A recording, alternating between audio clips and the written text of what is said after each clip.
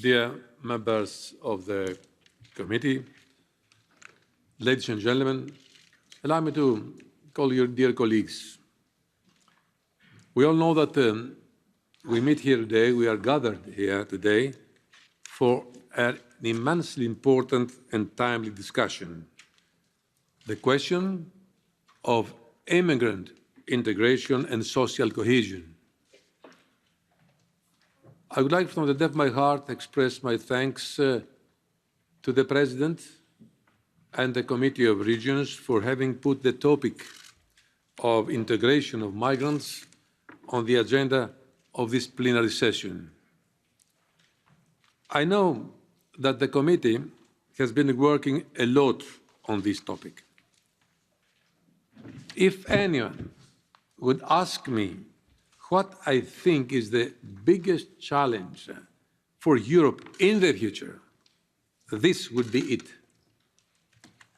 Unfortunately, it is an issue that is either underestimated or ignored, in many cases by many politicians, at least at the national level. And I have many examples to give to you.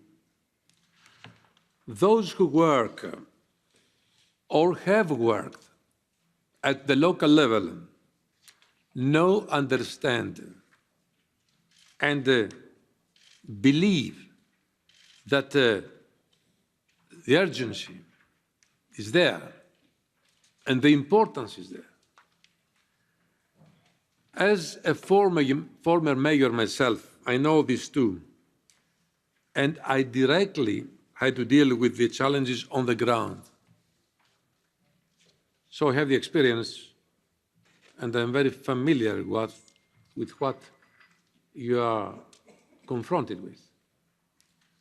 We have all known this, not just now in the aftermath of the recent migration crisis. We have known this for decades now. Unfortunately, across Europe, the gaps that were left unaddressed so many years ago are staring us in the face today still. High unemployment, high school dropout rates, discrimination, but also radicalization. And I don't want to be misunderstood on this last point. The majority of those that radicalized in our midst were not migrants.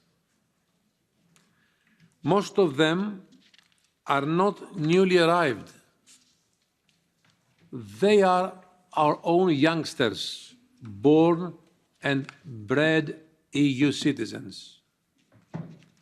Many of them indeed have an immigrant background of heritage. But the challenge of radicalization was not imported from outside. It is good to know that. The vulnerability and susceptibility of this youth towards dangerous ideologies and radicalization was created and appeared on European soil. In other words, this is our shared responsibility, whether for those who have been here a long time, were born here, or for those who have just arrived. Dear colleagues, we cannot take the question of integration lightly. Integration is not about providing some sort of band-aid. It is not about quick fixes, about getting them into any job or any course to get any diploma. This is about equal opportunities. It is about full participation, about genuine belonging. Integration is not an urgency. integration is a necessity, a social necessity, a security necessity even, but above all, an economic necessity. No one knows this better than the local level that you represent here. Many of you deal with this enormous challenge and have a responsibility on a daily basis. Many cities have implemented mechanisms to effectively integrate migrant children in schools or put in place schemes for the integration in the labour market in cooperation with local employers in particular. Local and regional authorities also play a very positive role in creating spaces for exchanges between migrants and societies, ensuring social inclusion and active participation in the host society. But you cannot and should not be doing this alone, because you are not alone. And this is a message I would like to send to you today on behalf of the European Commission. This is why we are actively supporting local and regional authorities in their integration efforts through funding across all our policy areas at EU level. We know that access to EU funding can prove challenging for local and regional authorities, in particular the smaller ones. This is why, in the context, and please take note of that, of the next multi-annual financial framework, we want to improve the conditions for accessing funding for integration and reduce the administrative burden for final beneficiaries.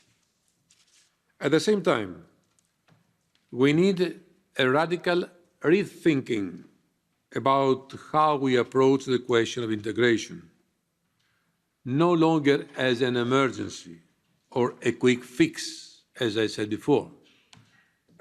No, integration should become a centralized, mainstreamed, and long-term priority for the entire European Union.